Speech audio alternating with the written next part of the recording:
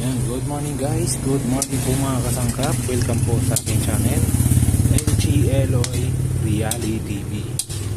Isang panibagong araw at isang panibagong vlog na naman mga kasangkap.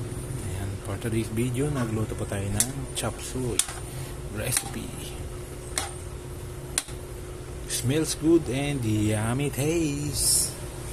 Kaya mga kasangkap, sa yung ating mga ingredients at aromatics na ginamit sa pagluluto.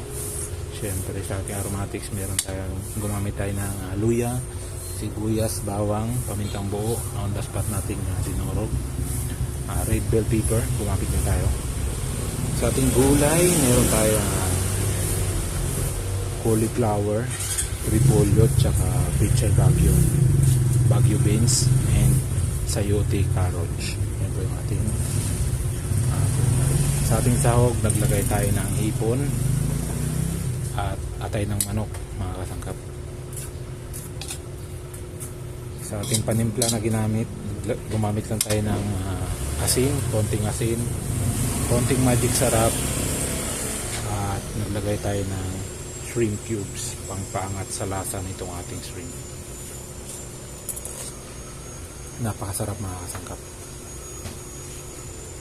Paraan ng pagluluto, syempre ginisa lang natin yung ating mga sahog kasama ng aromatics, tapos gulay nilagay na natin. Isang kulo lang, okay na, luto na po yan mga kasangkap. So pwede natin i-off yung apoy.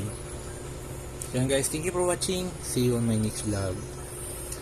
Take care always and always. God bless. See you guys on my next vlog. Thank you for watching. And guys, so may partner pala yan. Pritong lalaking galong pala yung partner natin. Thank you. Bye bye. Kain na po tayo.